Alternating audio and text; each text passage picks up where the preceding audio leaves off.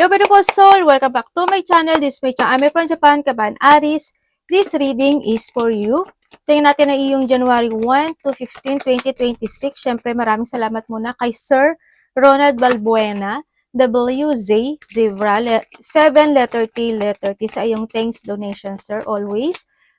Ronald Balbuena, WZ as a zebra, 7 letter T sa iyong thanks donation.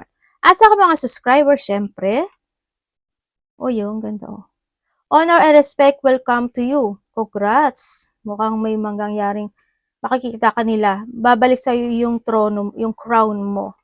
Okay, sa mga subscriber ko, new subscriber, cross-watcher, at sa mga bagong pasok dyan, welcome na welcome kayo sa bahay ni Ate Ai May. Salamat din sa nakataba ng puso ninyo mga comments at sa mga nagpa-personal reading, marami pong salamat. Kung gusto nyo na energy nyo lang talaga, ang gusto nyo makuha natin, all the details is in description below. Pakicheck na lang, general reading to, kunin mo lang ang sayo at itapon ang hindi naman sayo. Maring vice versa, energy mo, energy ng person mo, energy ng malapit sa puso mo, nangyayari or mangyayari pala. Use your own intuition, lawakan nyo ang inyong isipan, ano man ang gender mo, ano man ang edad mo, kata ng angels number mo. Gawin yung guide yung mga warning sign na pwedeng lumabas para magkaroon kayo ng idea kung ano mga bagay na you need to be aware, change of decision, or maiwasan. Pero kung gusto nyo na positive lang, hindi itong channel na to para sa'yo. Endless cycle. Ooh! Ibig sabihin, magkakaroon ng katapusan o may mga pagtatapos na magaganap o mangyayari sa buhay mo. Potential LD ending at magkakaroon ka na ng alignment or you need to end something into your life para magkaroon ka or you need to align kasi yung sarili mo, no? Sa nakikita ko sa iyo dito. Yun. Para nakakita ka ng mga repeating number 666-222-2323 or connected ito sa iyo. No? Pwedeng kung ano mang connected sa iyo yung mga number na yan. 555 also is magkakaroon ng mga clarity or sinasabi dito na it's time to end your situation in life, to align yourself sa mga bagay-bagay and reflect sa mga and then keep moving to forward at para magkaroon ng changes and clarity into your life. Siyempre, kailangan mo rin daw mag-action. Or sa iba naman dito is pangyayari na iyon, no? Kung may magtatapos sa buhay mo, ma-alignment ka na kung that 2025 hindi naging maganda yung mga pangyayari sa buhay mo, magtatapos yun. Magkakaroon ka na ng way, ano mo to?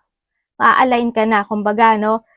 Siyempre, may isip mo na lang na, okay, goodbye 2025, welcome 2026. Kasi, na-success mo yung mga bagay na yon at pagkakaroon na sa'yo ng clarity na 5 plus 5 is 10 is the completion. Diba? O di, ang ganda niya, the end and the beginning happen into your life at may mga darating pa ng mga more opportunity sa buhay mo at sa iba sa inyo, kailangan talaga mag-action na.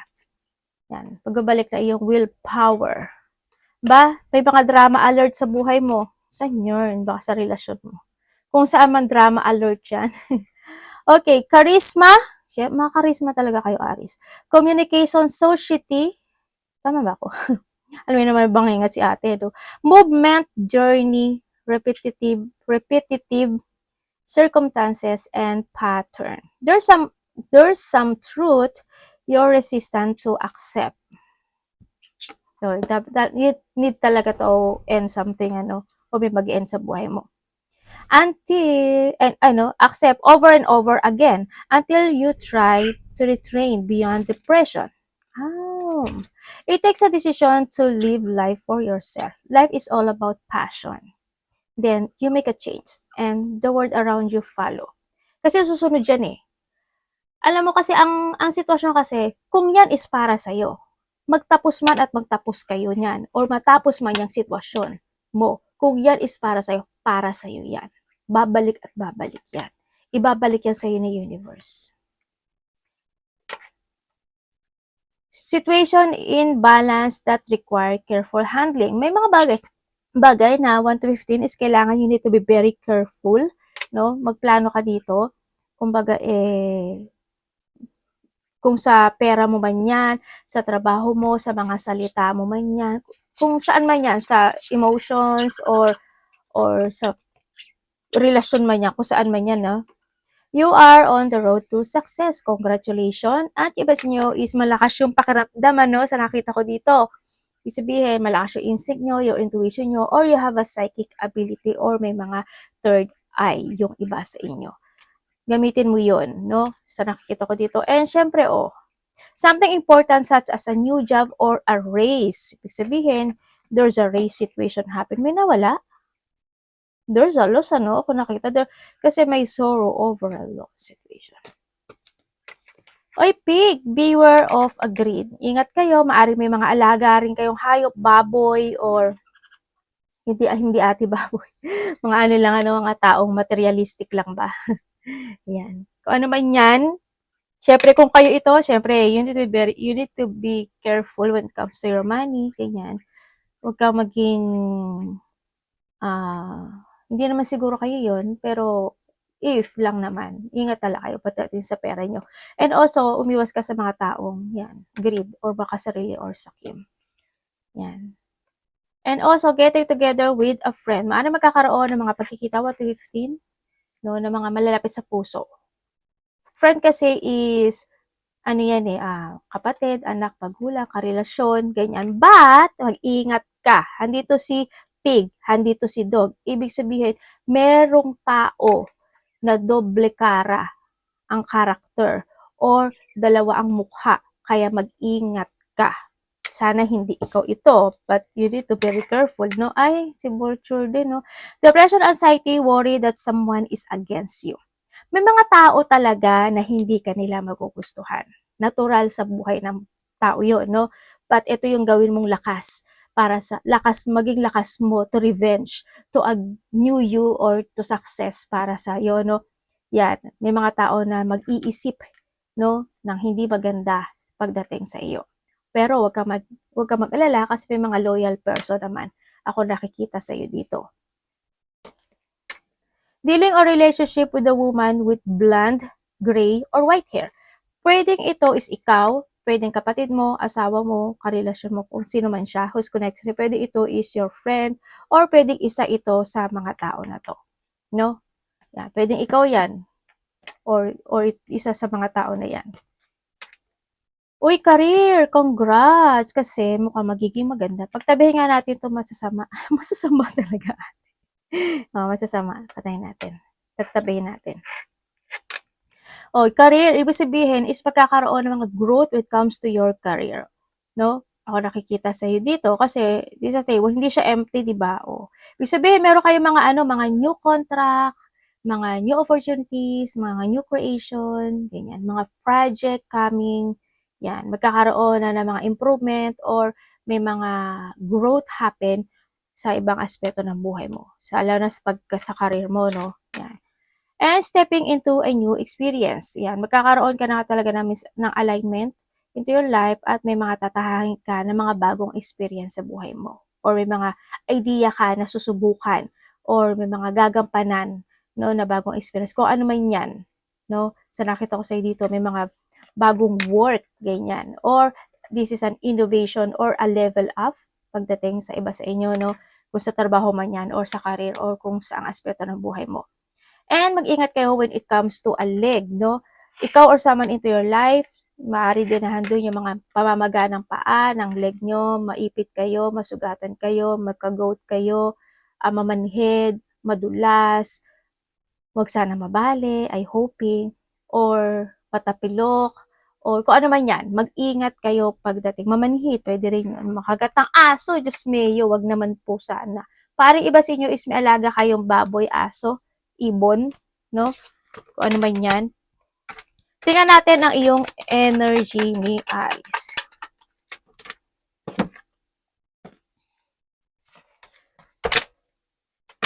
Energy mo. Ay, dalawa agad. Universe. Okay. Your energy. Nandito ka sa sitwasyon mo na pag-iisip, no? Na mga bagong, pag-iisip na mga bagong plano, ganyan. Mga bagong project, mga bagong tratrabahuhin, iniisip mo yung mga kaperahan, connected ang pera, ganyan. Ando yung mga pag-iisip mo sa mga, parang nandun ka sa point na, iniisip mo yung mga bagong perspective in life. Nandun ka sa point na yun. Yun na nakikita ko sa'yo dito. And also, energy mo dito is nandito ka sa sarili mo na you are more on thinking about when it comes to yourself. Ganun ganon. Halimbawa, iniisip mo yung sarili mo, yung kalagayan mo, yung emotions mo, ganyan. Yung mga nasa paligid mo, handun yung nagiging emotion, handun yung compassion, handun yung pagiging kind and very supportive also, no, sa iba sa inyo. Parang may mga bagay ka na iniisip, no, dito sa sitwasyon ng mga taong mahalaga sa buhay mo. So, nakikita ko. And also, yung energy ng iba sa inyo, hindi naman kasi lahat is ganyan, is meron daw kayong hinihintay o may paghihintay na nagaganap. Maybe you're waiting for an answer, something answer reveal, or maybe the truth to reveal something, or yung mga bagay, kung ano man yan, na parang naghihintay ka for something. Yun na nakikita ko sa'yo. O may mga hinihintay. Tingnan natin ang parating. Anong parating kay Aries? Vision. Okay. Ay, ano ba yan natin? Ano po to?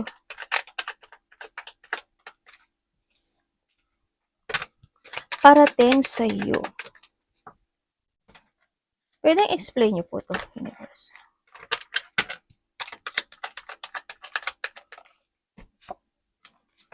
Okay. I understand. Okay, parating sa iyo. Parating sa iyo.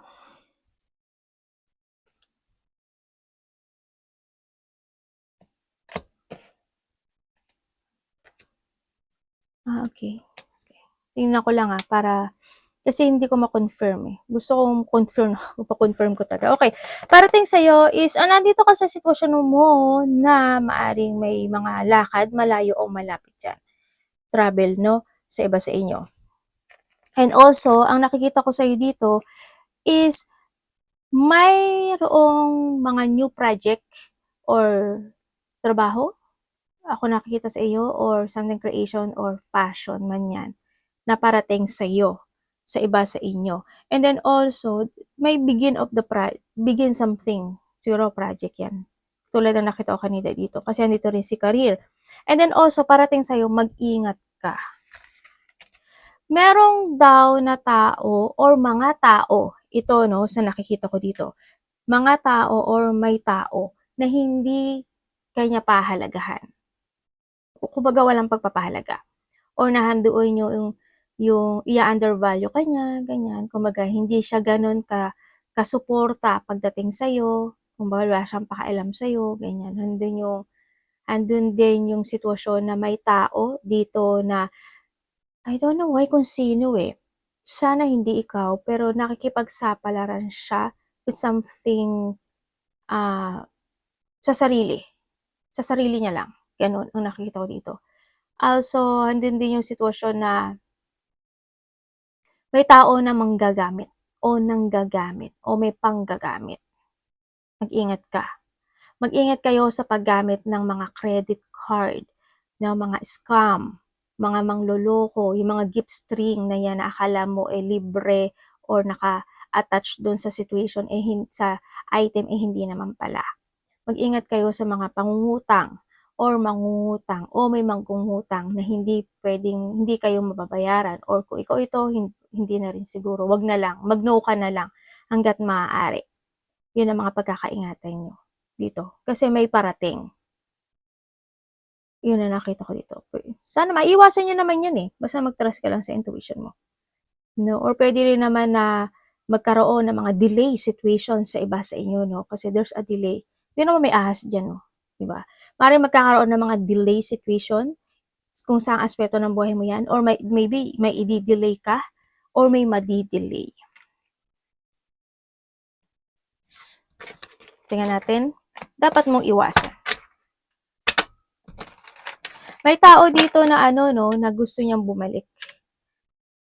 May taong gustong bumalik, pero ang sabi niya, ayoko na. Sabi niya ganun. Or maybe ikaw gusto mo bumalik pero sabi niya ayoko na. Parang handun din kasi yung tao na parang umiiwas. May umiiwas o may pag-iwas. Ikaw or someone? Ano dapat iwasan? ni Aries.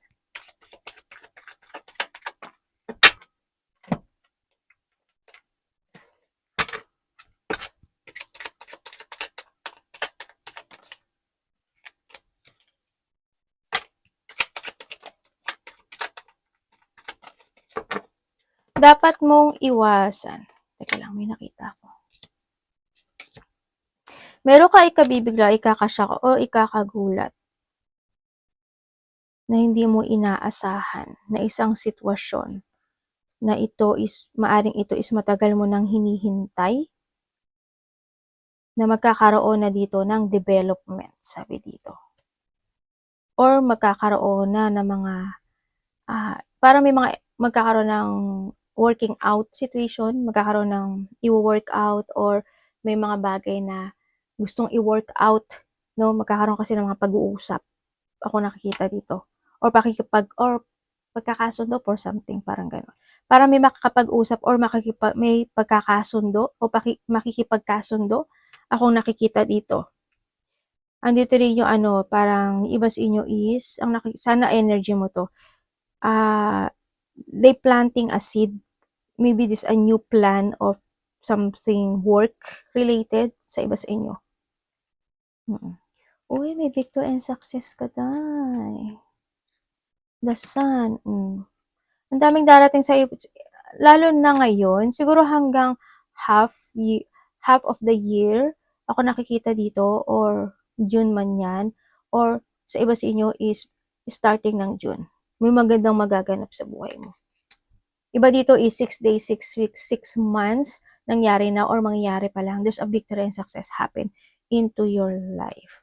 Kumbaga, may mga happiness, abundance, also is enlightenment. Dapat iwasan. Congrats sa mga nakuha kong energy. Okay, so dapat mong iwasan, natawa ako kasi andito rin siya. Siyempre, umiwas ka sa mga third party relationship or yung maging option ka sa buhay or ikaw ito. Huwag yung umiwas ka doon kasi alam mo naman, 'di ba? Alam niyo naman karma is magbabak yan. Di bale kung sa atin magbabak yun, di ba? Paano kung sa kapamilya natin, sa anak natin, sa kapatid natin, diba? Mas masakit yun. Di ba? Umiwas ka or kung may third party, it's up to you. Nasa yun na yun. The choices is always available. Is in yours. Yan, iwasan mo yun. Iwasan mo magsinungaling, manggamit ng tao, or yung mga taong ganun ang ugali. No? Yan, iwasan mo. Iwasan mo na magkaroon ka ng blockage sa buhay mo. Yun na nakita ko ito. Umiwas ka sa mga ikaka-blockage mo. Iwasan mo yung mga tao na yon or ikaw din, no? Iwasan mo yung mga taong sinungaling or magsinungaling, magpadala sa emosyon na mali, ganyan. And then also yung umayon ka sa mga bagay o sitwasyon na mali, ganyan, umiwas ka doon. Pero alam ko naman na kaya mo yun, no? Ikaw pa. And then also, iwasan mo is, kung kinakailangan na, syempre, minsan, life is short kasi, no? Enjoy life in a good way. Sa nakita ko dito, kung sobra yung trabaho mo, lumabas-labas ka rin. In a good way, ha? In a good way ang sinasabi ko dito. Iwasan mo yung mga taong sinungaling or magsinungaling. Lahat naman sinungaling no? Alam ko naman yun. Pero, meron kasing pagsisinungaling na makakatulong. Meron din kasi pagsisinungaling na masama, di ba? Depende sa pagsisinungaling din kasi ng tao. Iwasan mo yan, yung mga puot, galit, conflict, ganyan. Yung mga hindi pagkakasundo, hindi pagkakaisa, ganyan. Yung maging makasarili o yung mga taong makasarili lang, ganyan. Iwasan mo yun. Yung mga mahilig mangut-ngut, ganyan, or corrupt, ganyan. Iwasan mo yan. O yung mga taong ganun. Ito. Mga chismis, isawasan mo rin. Frustration, iwasan mo rin. Enjoy life in a good way. Okay, love, kapatid, anak, magulang, karelasyon, kaibigan, or pamilya. Aries in love. Hmm?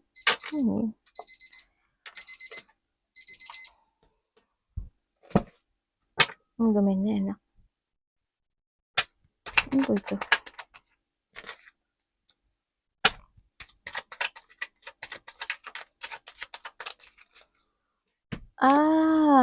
Okay. Kung ikaw is single, sa mga single Aries dyan, sa mga single Aries, actually may nakakausap ka naman eh. May nakakausap ka, maaring hindi ka lang din nagkakaroon ng interes sa kanila. Sa mga single dyan. Sa nakita ko dito pero ang sabi dito is may parating. Either isa ito o dalawa na parating. Magkakaroon ng pag-uusap, mararamdaman mo na you feeling relaxed dito sa tao na to. But you need to be aware ang sinasabi dito. Lalo na sa mga salita niya. Bakit ate? Kasi itong tao na to is maaring meron siyang kinasasangkutan na isang sitwasyon sa buhay. Pwedeng ito is may paglilihim, ako nakikita, or may mga bagay na hindi niya sasabihin sa'yo. Siyempre, pagka bago kayo, hindi pa sasabihin yan. May pagsisinungaling pala. Ingat ka na lang. Baka naman ikaw ito, di ba? Huwag naman sana. Yon sa mga single dyan. And then also, sa nakikita ko dito, sa mga separated, kasi andito na rin talaga siya, no? Sa mga, ay anak, gumen. Sa mga separated dyan, ang nakita ko dito, oo kasi, andito yung sitwasyon na maaring pamilyado, yung isa sa inyo, no? Sa nakikita ko dito, umalis na rin yung isa, nagkaroon ng separation kasi dahil din naman ito sa third party, pero they still reminiscing the past situation. Pwedeng ikaw ito or siya, na doon yung nagkakaroon siya ng pag-revisit sa mga nakaraan pagdating sa relasyon na to. Yun, ang nakikita ko dito. Isa sa inyo nag-iisip na meron na kaya siya, may karelasyon na kaya siya, may bago na kaya siya, nahando ng isa sa inyo na nag-iisip sa ganon. Ako na nakikita dito. Parang naghahanap siya ng clarity na totoo kaya, hindi kaya, sa tingin ko, mga ganun. Parang nandun sa point na yun, sa mga nagkahiwalay dyan. Yun, wala naman akong movement na nakikita sa kanya, pero naiisip ka niya, or maybe this is you.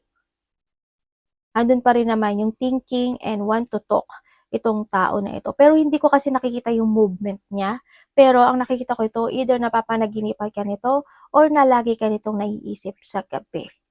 Maari din ito is nagkakaroon din ng pagmamatsyag pagdating sa iyo. Kung saan man yan, sa social media man yan, kung saan aspeto ng buhay mo yan, kung ano man yan, kung magtatanong-tanong man siya or kung ano. Kung kayo naman is in relationship.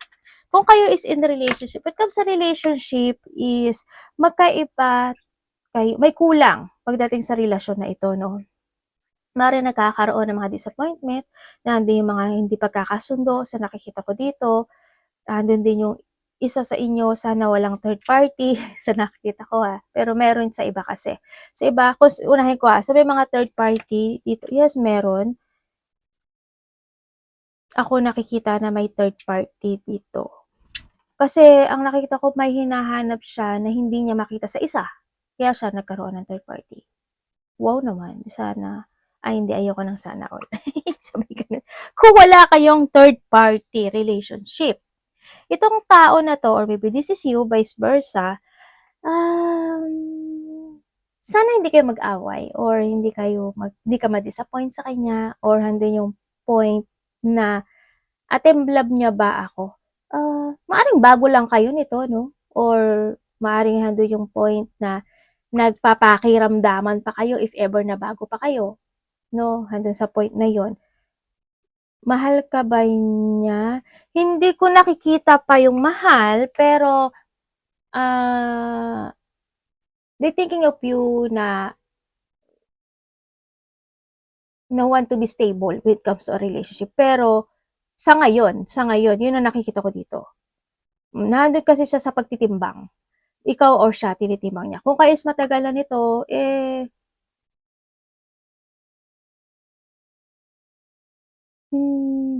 hindi love eh. Siguro ano na lang 'to, hindi siya love kasi disappointment and sadness kasi nakikita ko dito. Hindi siya love eh. Siguro dahil sa may anak kayo, if ever na may mga anak na yung matatagal diyan, puwedeng gano'n or puwede siya yung may anak. Yun ang nakikita ko pero sana hindi yung energy. Kumbaga siguro nag-aaway lang kayo, ganyan. Yung isa sa inyo may pamilya na. Or maybe both of you. Ano ba yan? Ang dami namang anak na ano. Tingnan nga natin ang iyong money. Ang gulo ng ano ko, ng mesa. Kaya mo na ate. Ang gulo ng mesa.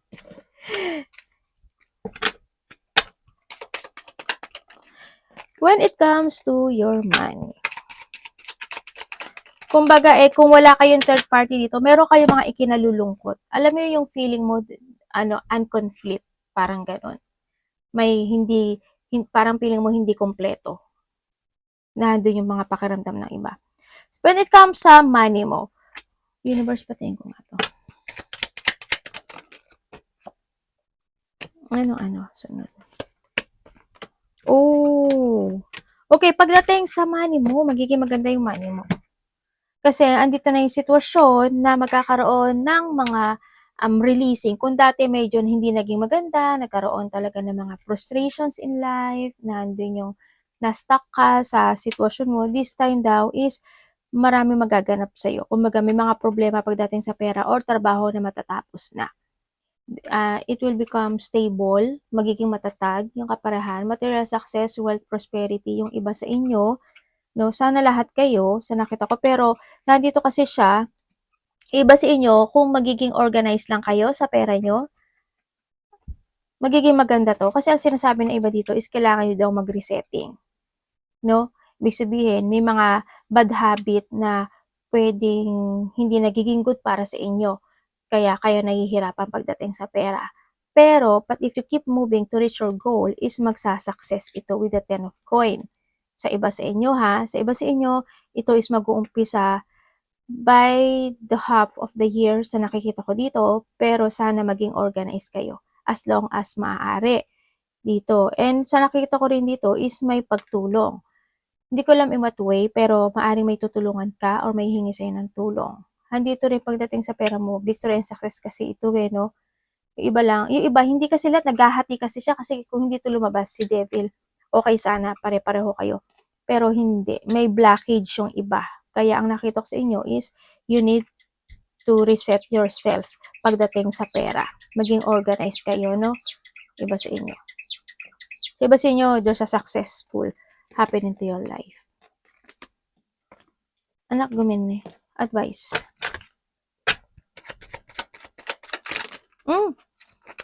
Dami namang advice. Hindi na ako sa isa. Okay, when it comes sa advice, may dalawang tao. May third party sa iba. Okay, sa iba naman dito is magkakaroon may mga i-celebrate kayo,